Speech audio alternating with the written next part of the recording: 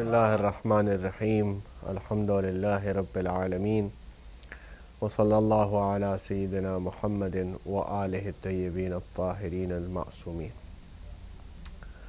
Welcome to another episode of the Heroes of Karbala, where we are looking at the companions and the ashab of Imam Hussein alayhi salatu wassalam.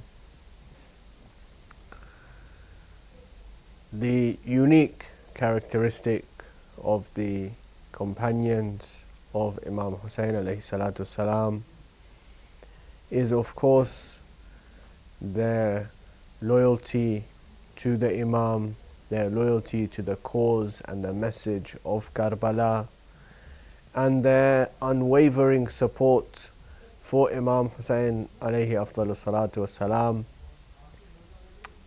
even in the most difficult of circumstances.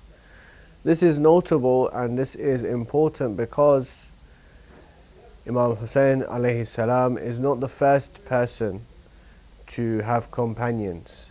Before him, notable people, important people have had companions, and after him there are people, important individuals in history who will have companions. But what has been commonly seen amongst all of these companions is the fact that when the times are good, when the times are well, then those companions have surrounded that individual, that important personality, for various different reasons.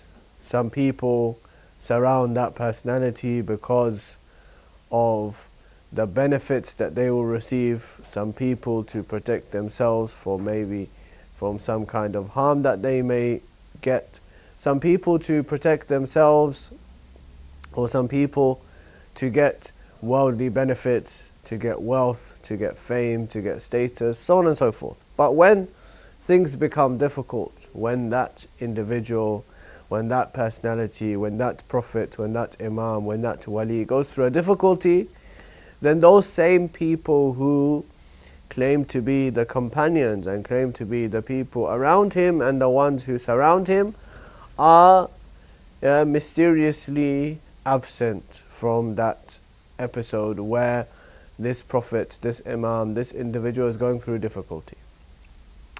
So it's notable and very important that Imam Hussein alayhi salatu wasalam is surrounded by these individuals. There are not many of them.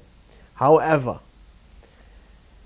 those individuals who are with him, who stay with him until the very final moments, until the day of Ashura, when everybody knows and everybody has realized that this is the day where people will be killed.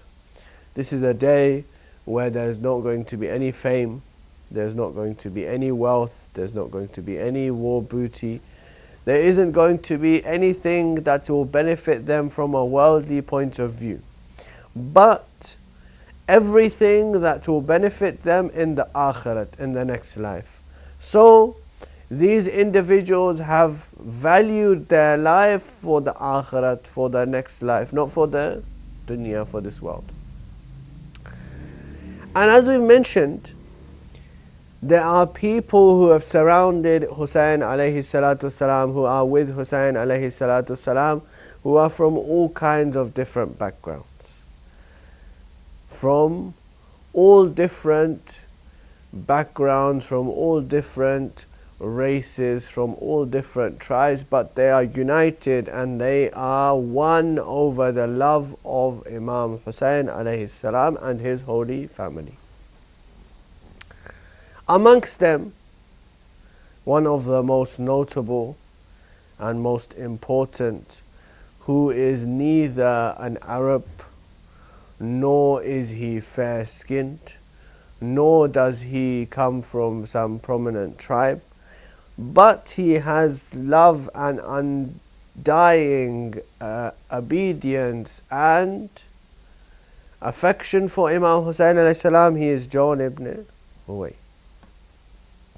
It's mentioned that he was a Christian, and he came in the service of Abu Dhar al-Ghifari. He served Abu Dhar al-Ghifari, notable companion of the Holy Prophet of Islam and Imam Amirul Mu'mineen alayhi salatu salam, who was, and it's important to mention this here, that Abu Dhar al-Ghifari was amongst the individuals who were unwavering when it came to speaking the truth. And so, of course, and it's mentioned, and we have rawayat about this particular phenomenon, that if Imam Amirul Mu'mineen alayhi salam, for example, says that if you want to make sure that you have a characteristic within you, if you want to develop a particular characteristic within you, then associate with people who have that characteristic. If you want to be knowledgeable, associate with the people of knowledge. If you want to be brave, associate with those who are brave. If you want to be generous, associate with those who are generous, and so on and so forth. Whosoever you associate with, whosoever your friends are, whosoever you spend time with, you will develop that characteristic within you. Abu Dhar al-Ghifari is unwavering when it comes to speaking the truth. He stands up in the time of the third Khilafat and he protests and objects to the use of the wealth of Muslims being spent over family members of the Khalifa. When the Khalifa hears this and the Khalifa learns that Abu Dhar al-Ghifari is protesting over this, he lashes him. But this doesn't stop Abu Dhar al-Ghifari from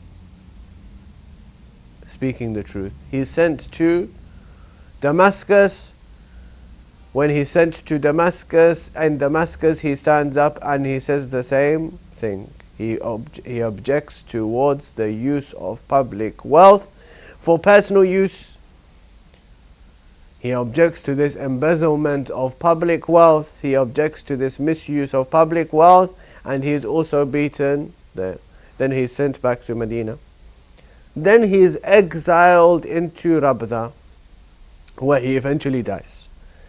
When he is sent into exile, John is invited by Imam Amirul Mu'mineen alayhi salam to come and spend time with him. So now he's gone from the service of Abu Dhar to the service of Imam Amirul Mu'mineen alayhi salatu salam. Abu Dhar al-Ghifari had freed him. He had been considered a free person, but he voluntarily continued to serve Abu Dhar al-Ghifari. When he came to the service of Imam Amirul Mu'mineen alayhi salam, Imam Amirul Mu'mineen alayhi salam also had considered him free. And this is important to mention, that Imam Amirul Mu'mineen alayhi salatu salam used to go to the marketplace and buy slaves and then set them free. They, out of their own volition